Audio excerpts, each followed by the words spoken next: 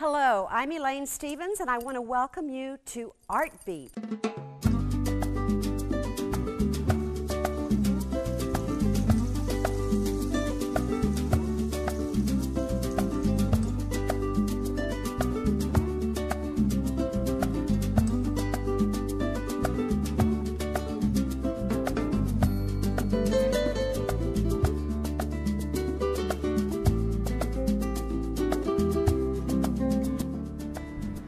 Welcome to another episode of Art Beat, the true heartbeat of South Mississippi.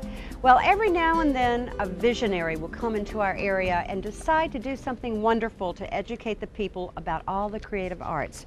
And that person today happens to be Miss Romy Simpson, owner and operator of Negrottos Gallery. These are a couple of her little friends, but we're going to meet a lot more as we step into the gallery, so do join me right now, right here at Negrottos Gallery.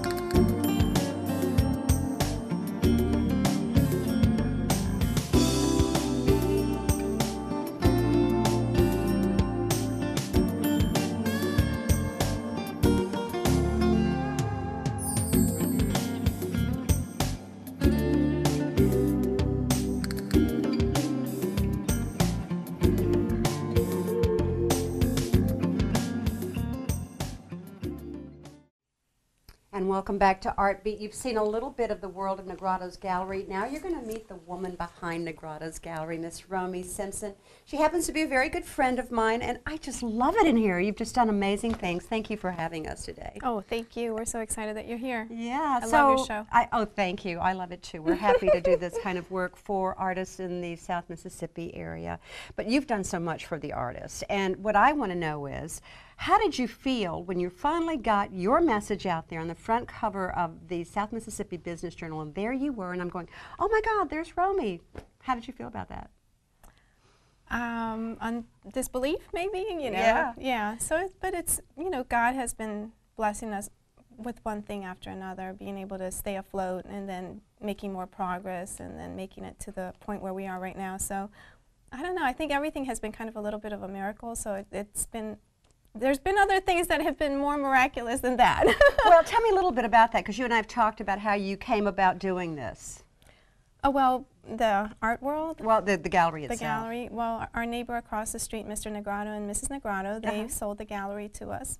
And we just happened to be living across the street from them. Isn't and that's that something? I know, wow. It's wonderful. It's just like me being able to have Miss Martha Maybe now at the gallery. Yes, we're going to meet Martha Maybe later on in the show, and for those of you who are not familiar with Martha, she happens to be a very prominent writer and an aficionado of art here on the coast, and she is helping and assisting Romy in many, many different kinds of ways. So we're going to be talking to Martha later on. Thank you for recognizing her. She's a very good friend and a co-author of our book, by the way, which we'll also talk about. But I want to know a little bit more about what's happening at Negrottos. Y'all have a whole series of events that's going on here. Well, one of the reasons why Miss Martha is so instrumental in being here also is because I've had all these ideas of having shows, and I meet with people, like, you know, we've talked about doing different events, and I haven't been able to put everything into, actually put it all on paper, being able to invite everybody. So she's doing a great job sending off press releases and everything for me.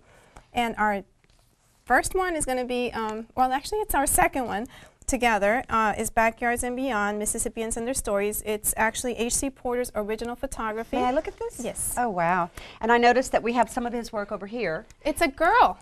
Oh, it's a girl. It is. HC is a girl. It's a lady. See? Yeah. I mean, that Sorry, HC. That's okay. She had, these are black and white photographs that she actually painted with acrylics, and has made seriographs and prints. These are prints. And her story of Katrina is a powerful message because there are actual people who told her the story of the photograph that she took. So it's like a photojournalism of Katrina.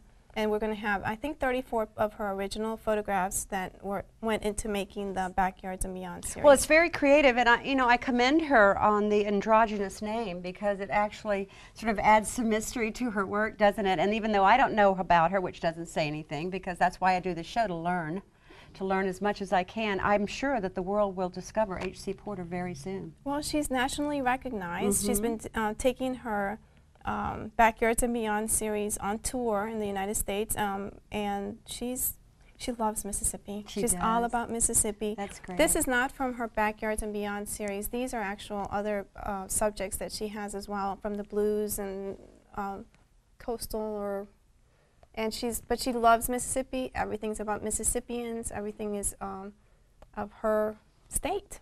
Well, I noticed today when I walked into the gallery that you had something from your uncle. Shall we go over there and look at it a little bit here? I was looking, is it Don Quixote? Don Quixote de la Mancha. Okay, can you hear that accent? Well, tell them why you have such a beautiful accent. My father's from Ecuador and my mother's Colombian, and I grew up going back and forth. My father was a welder. Yes. And he did pipeline projects in Ecuador, and he also welded over here. He actually worked on the electrical plant. Isn't that something? Yeah. So your family is very connected to us in so many different ways. We're all earthy. Yes. And this piece itself is by a relative of yours. My uncle, he's over 80 years. I don't know exactly how old he is, but he's my family, my grandfather was an artisan, so I always grew up. I didn't really realize this until recently, that I was asked the question, when did I start falling in love with art, or when did I get into the world of art? But my grandfather was an artisan, and he worked on cow horn, and I helped him to sand it. You remember that? I remember that, yeah. And he was a painter, he was a sculptor, he did all kinds of, he was also a creator, inventor. He was an inventor. Wow. Yeah. So this is one of his sons' work, and he does everything. It's all welded, and it's amazing. It's all the detail. It's quite beautiful. It's incredible. So and of course, you can see this right here at Negrottos Gallery on Eisenhower Drive. And we're so happy to have you with us today on Art Beat. Let's take a little bit of a walk. We're going to walk around this way and take a look at some other things, and we'll be right back with more Art Beat right after this.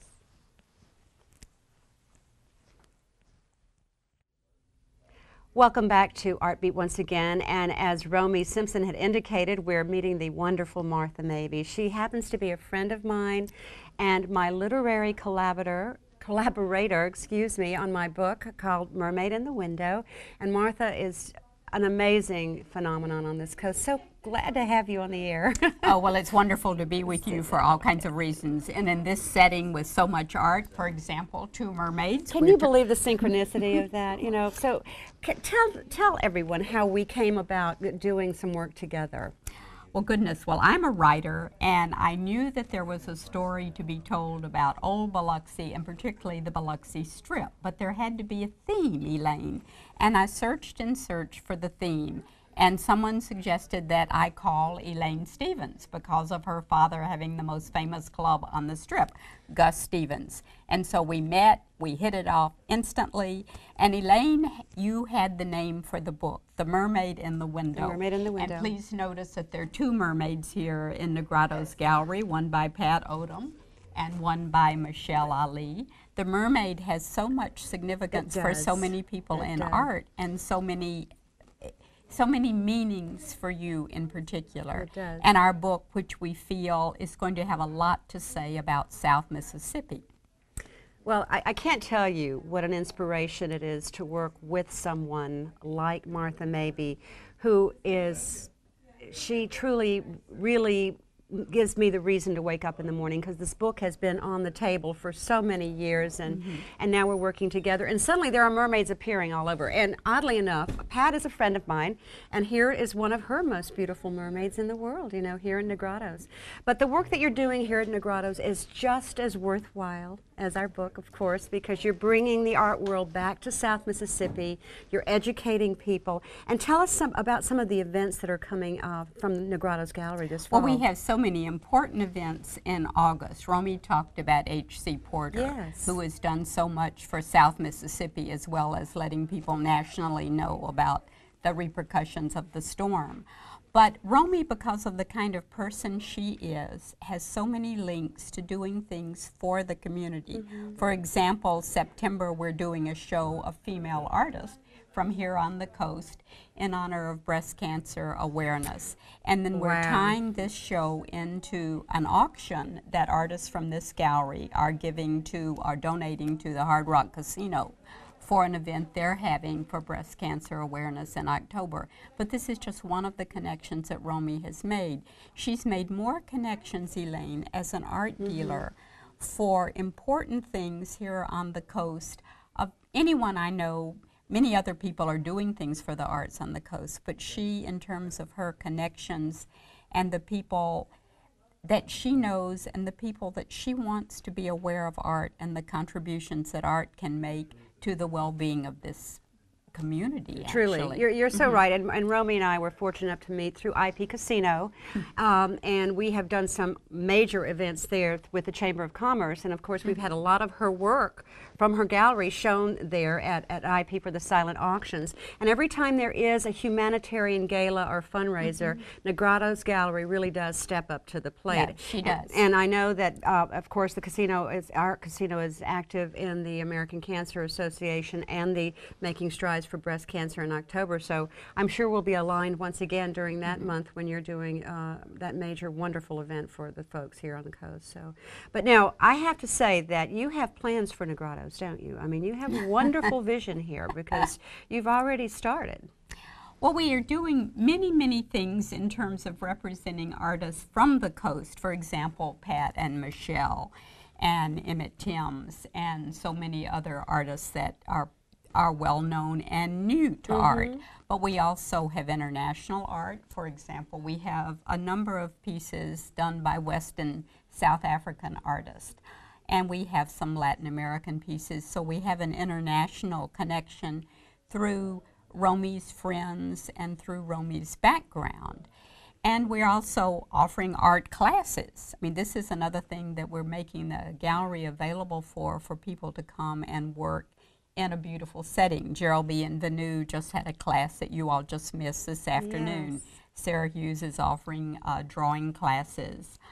Gerald Benigno has done pottery classes, and I want to say something about Gerald because he happens to be here tonight. I am very excited about meeting him and seeing some of his work and actually showcasing his work on ArtBeat. Thank you for that opportunity. Well, he is an astonishing potter and a wonderful jeweler. For example, my gorgeous ring. I'll show it to the world, my amethyst ring that Gerald designed and did. Well, but his I understand is extraordinary. The piece that Romy always wears, which I'm very curious about. I don't know if you noticed it in the first segment, but it's a beautiful sun.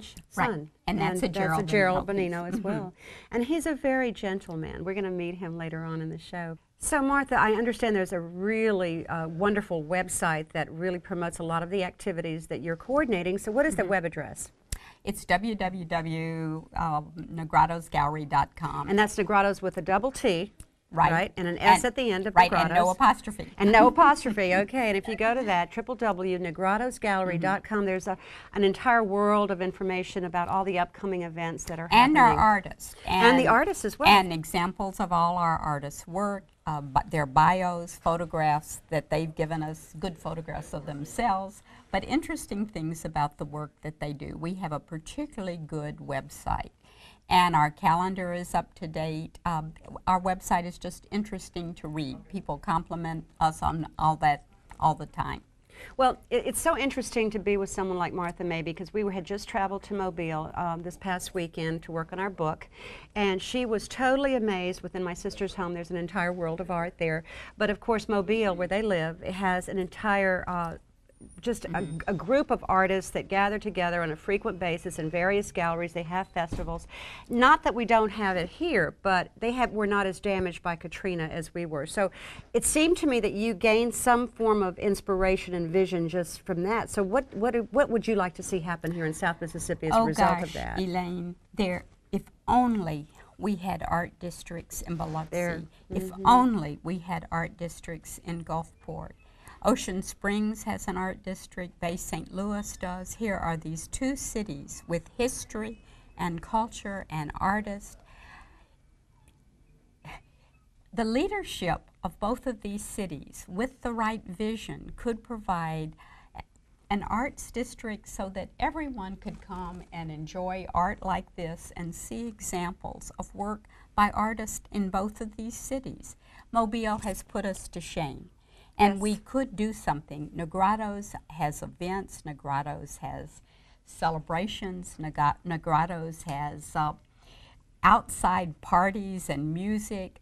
Negrottos, and I can say this in all sincerity, Negrottos is an example of what galleries on the coast can do. Truly. You're absolutely right. I mean, when you walk in here, you see things that you've never really seen before, and there's a feeling, an ambiance of just being so welcomed by this world of color and creativity. You really must come down here. It's on Eisenhower Drive in Biloxi, and it's Negrottos Gallery. So we're going to meet Gerald Bonino right after this break. Stay with us. Welcome back to Art Beat. What you're looking at right now is a mythical figure named Amon, and he was created, like so many of the things we're going to be looking at, by Gerald Bonino. Welcome, Gerald, to Art Beat. Thank you. So delighted to have you. It's my pleasure. And your work is, to say the least, innovative, unique, charming. Whimsical. Whimsical. I love that it. word. That's one of my favorite words, yeah. Well, you know, you and I know which one's my favorite piece is. I love the garden nymph. The garden nymph. She's just magnificent. I think she speaks to me in so many ways. But tell me what your inspiration was when you created her. I was actually looking through a book that had all of Picasso's paintings in it, and I just took off from that. You know, when I first saw that, I said it was very Picasso-esque. I didn't want to mention another artist in your presence, but you know. Oh, I love him. Obviously. Real inspiration. Well, I think she's absolutely magnificent. But let's go back to the guy that we started with, Amon. You know, you said he was all give out. Now, what does that mean? Yeah, well, he's a fertility god. Oh, I see what you're saying. So he's basking in the sun, trying to rejuvenate himself. Okay, obviously he's been a little busy. Yeah, he's been very busy. Yeah, yeah. Well, these are all his kids then, probably. I hope not.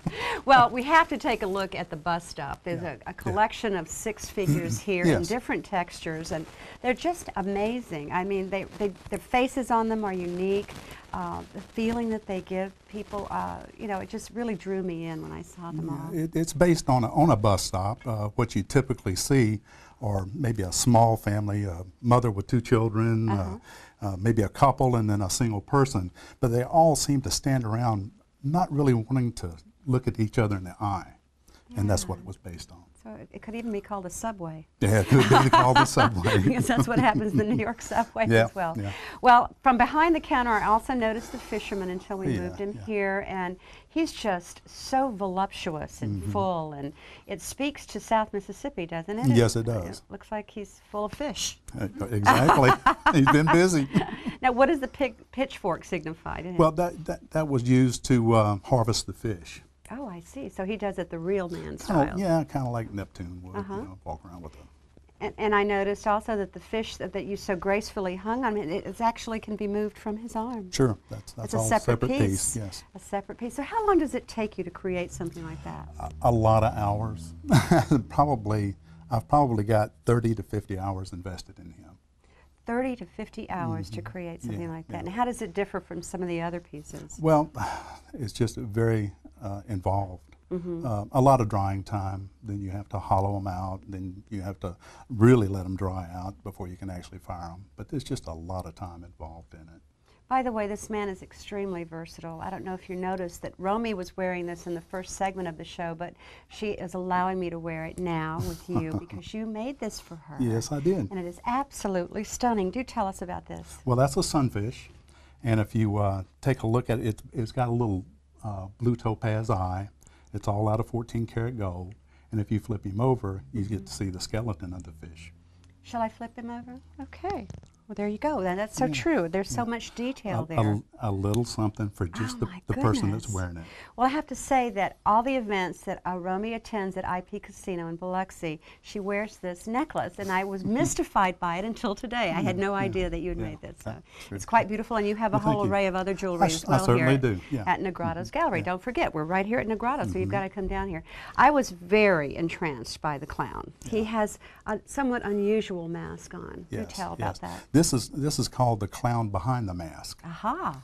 And it's a very serious piece. It looks a Yes. little funny. Well, but clowns it's are rather serious, yeah, aren't they? very serious. And I was trying to make him look serious. So that's why the strange mask on him. And then, of course, we have Wilhelm. Wilhelm over That's there. the hard-headed businessman.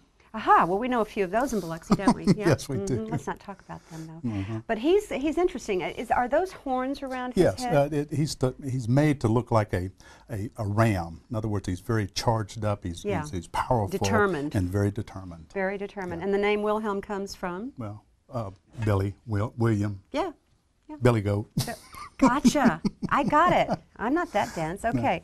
Over here we have something that Romy is quite fond of, and Romy Yes. has 5 children, and she drew me to this catfish immediately. She says, "Oh, look, there's 5 babies at the breast of the catfish." Yes. Which this we is- know is quite whimsical Right. and Very whimsical, fantastical. How did you come up with that? I really don't know. It had something to do with cats and a litter of kittens, and then I just brought it forward to love the it. fish because I do a lot of whimsical fish. Yeah. Well, now, each one of these is so different. I mean, usually when you meet an artist, there's some sort of symmetry or, similarities in the work, but this is just a whole array of different kinds of creations. It's a whole different world. So who are you, Gerald? I don't know. I think I'm trying to find out. You're trying to find out. Well, I tell you what, to be inside your head must be a very curious thing. Yeah. So tell me how this comes about to you. I mean, where does the inspiration come? I, as a writer, know all of a sudden I'll hear a word or a phrase or see a story that I've lived in my life, and it comes to me. But how does it Same come with to me. you? I'll see a story, see a setting, read something, look at a picture. It's the same thing, same process. Same process. Yeah. But now with the goddess, with the nymph, the garden Yeah, nymph, garden how did that come about? Just looking at the Picasso paintings and pictures, I seen where he would go with things, that meant something to him. A lot of times it was mother, child, that kind of a setting. But he wasn't very prone to portray women in a very attractive way. To me, this is a very beautiful way. Let's turn her head, shall we? Go ahead and turn her around, because it's the detail in the back of the garden nymph is just as beautiful as the front of her. Yeah, it shows her I mean, laying with she's- her hair, just and just standing in the magnificent. garden, looking over Yeah, I it, making mean, sure that everything's okay. It's not unlike what you did with the back of this. The Right. detail of it is really Exactly. quite something. But I love your work. What are you working on now? Actually, I'm working on jewelry. So how do you do that? I mean, do you certainly certain Well, times of the artistically, you'll get tired. Yeah. Of one medium. Right. And that's why you'll find a lot of artists have several mediums that they work in. It's just like you write, Yes. you talk, you do that. television? Yeah. So, when I get bored or I run out of ideas, then I'll go to the jewelry, start making things. Then I'll actually think of something to make while I'm making jewelry. So I'll go back to it. Well, I heard Julia Child on an old interview with her today, and she says, and when you're starting your recipe, don't leave and go play tennis or take up piano lessons, because the eggs will deflate. So, I mean, is it something like that once you start a piece that you want to stay with it and not let it go? Yeah, if I start a piece, I do stay with it. Yeah. Yeah, So- because then I've already got the idea, and I just need to go forward with it. And what's it like when something like this comes out and it has reached its completion stage? It's a pleasure. Is it like if having it makes a it all, child? yeah, and you worry about where it goes. Oh, I You bet. absolutely worry about who's going to take it, and are they going to take care of it? Now, I know That's that your your big work worry. is being shown and sold here at Negrottos. Yes. Is there any other place that you're being shown at this? Just at the current- museums, the Orr Museum and Walter Anderson Museum. And by the way, Amon was selected for the Orr National Competition Yes, back that was, in 2008. Yes, yeah. Yeah, I that's exciting. I was excited about that. Oh, you yeah. should be excited. Well, you know, like so many of the artists we've spoken to here on Art Beat, Gerald is one of many that we are so proud to have in South Mississippi that have received national recognition. And if you want to see his work, all you have to do is come right down here to Negrottos Gallery on Eisenhower Drive in Biloxi. And there's just a whole world of beauty down here. So Yes, it is. we do appreciate him being with us today. And Well, thank you. so much. Thank and you. we'll be right back with more Art Beat right after this. Well, we've come to the end of another Art Beat, but I want to thank my special guests today, Romy Simpson, Gerald Bonino, Martha Maybe. Hasn't it been a great show? I hope you come down here and visit Negrottos in Biloxi. And you know what I'm going to do right now? I'm going to sign out on their special guest book.